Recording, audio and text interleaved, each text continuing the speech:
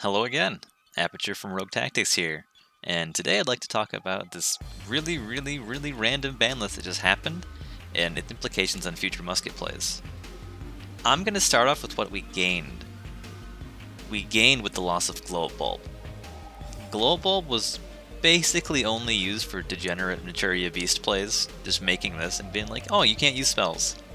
That's not going to happen anymore. This card is essentially unmakeable in nearly every deck now, solely with the ban of this. That's a huge plus. There's only a few decks that could really use that, one of them being like BA Block Dragon. Spirals can use it, but they choose not to a lot of the time, because it's kind of clunky. But with the loss of Beast, that makes our spell cards a lot stronger, because there's nothing generically saying, no, you can't use those this turn. Moving on to the ban of Spiral Master Plan. This kills the deck. It's absolutely dead. It can't do anything now. And it was a hard matchup, but that was solely because of Spiral Sleeper. And because of the loss of Master Plan, you can't get this out most of the time and protect it. It just kind of sits there now. And with Spirals being nearly out of the meta, and probably fully out of the meta now, we don't have to worry about this card anymore. We don't have to prepare for this card anymore. That's amazing. One of our worst matchups just gone. Absolutely insane. And then for another top tier matchup just kind of gone now, Luna Lights. Rip rank 4 spam. It's kind of needed for the new master rule, but it's just gone. Oof. We don't have to worry about the rank up plays anymore. We don't have to worry about all these generic rank 4s, these spamming things. It's just gone and it's dead. Good for that. Now, because of all these combo decks are kind of dying now, it's the era of stun again. Every ban list, what happens is all the big combo decks get hit, and then afterwards, you get stun. So Ultra Geese is going to be up there, Guru Control is going to be up there, Generic Stun is going to be up there, and we don't have a good matchup against that. But hey, it's something to consider for right now. What decks did survive would be Invoked. Invoked is basically the same, bar one instant fusion. It does what it does, it's still good, and you'll still have to prepare for it.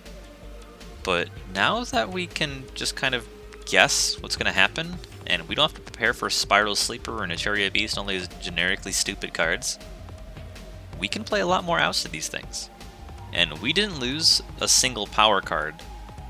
Well, if you count Instant Fusion, Mind Control as a power card, but we didn't lose any of the big ones. This is still a fine matchup. That's good. You got Heroes. Heroes under Master Rule 5 are going to be a very strong force to be reckoned with. They did lose a Malicious, but they can still play. Other than that, the matchup was basically overwhelming in our favor because we just have generic negates. And they don't have negates, they just have large blanket effects. Still, a good matchup for us. Dinos were unhit. Dinos are a rough matchup. Dinos will probably always be a rough matchup. But, because now we have room to play other cards, we can play some techs against them. It's still going to be a rough matchup, but I think it's going to be better overall because we're going to have more generic outs to the entire meta, and that does benefit the dinosaur matchup. And really the only combo deck left is Rockets. Rockets versus Muskets is just like, did you draw Dark Ruler? Did you draw evenly? Did you draw the generic hand trap? If so, you win. If so, you don't. This matchup will be relatively unchanged. Probably the same, but hey, we still got Dark Ruler and all these stupid things. Mind Control went to 1. Doesn't really change much. We lost a significant power card, but you can still play it as 1. It's still a good card. We lost an Instant Fusion. There's basically no point to playing 1 Instant Fusion anymore. Probably going to remove it from the deck. A lot of decks will probably just opt not to play it. You can really only play 1 target in your extra deck now too. That makes it infinitely less flexible as a card. And as such, it basically is invalid as a card right now. And then you have Cosmic Cyclone as a new, improved, really good card for some reason. I mentioned that every ban list brings the rise of some stun decks that just come back. And that means we probably need to play some more backer removal.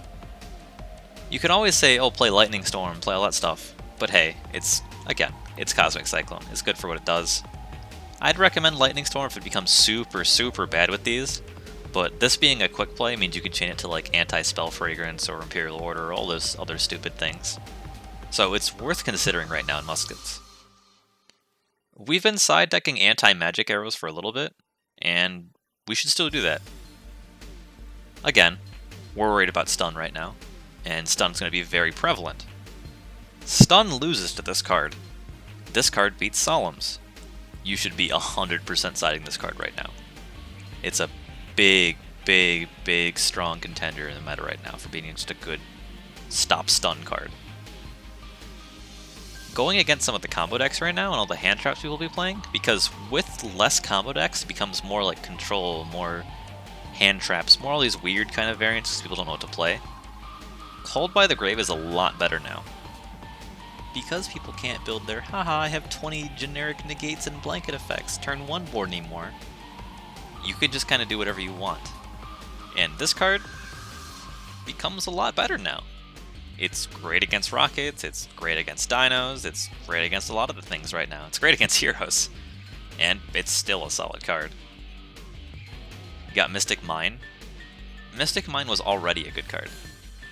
This is the best negation card in the game right now.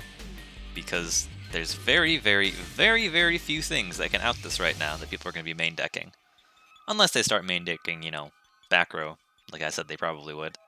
But hey, it's still a very strong option against a lot of decks. It's probably the only reason right now we have a chance against dinosaurs if they make us go first, because we can somehow turbo this out during their turn with like Demise of the Land, Metaverse, all that stuff. And it'll stop the abundance of hand traps that'll be played by everyone.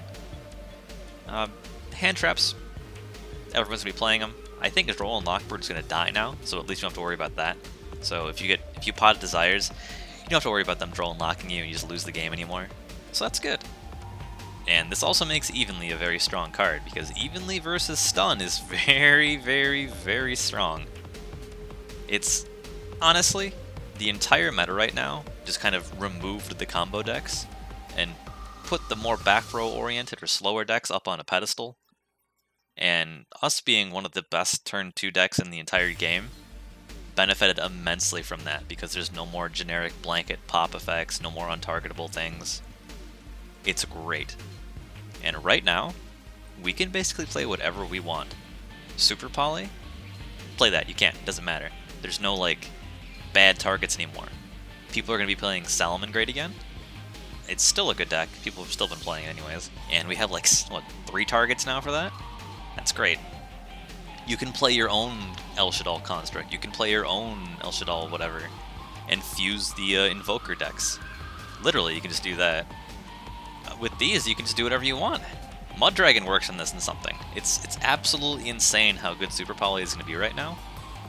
But until the meta solidifies, you can't really guess that. I guess the main choice for Muskets right now is that we just opened up, what, 2 to 3 spots for playing 3 instant fusions? You can probably put back Super Poly back in, or Cosmic Cyclone. That's the big, big, big difference right now. And we freed up a spot in the extra deck because of the loss of an instant fusion. So we don't have to play Thousand Eyes or Millennium Eyes anymore. With Master Rule 5 coming up, we can play things like Bamboozling Shadow reliably, and all these other weird things people don't know about. But right now, Muskets are in a very solid spot. They essentially benefited immensely from this ban list just because of the loss of Spiral Sleeper, which was one of the hardest cards in the game for them to out. This card was so strong, people were main decking like Dark Ruler and stuff, which I think is still a very viable option, and people should still do it, unless stun becomes the biggest part of the meta. But until then, keep doing that. Well, I hope you enjoyed this little blog I had about the ban list and how good Musket somehow got out of this end of the deal. It's good, it's amazing, and we'll see in the next coming weeks how this affects the meta and how Muskets will have to change and adapt. Thanks for joining me again.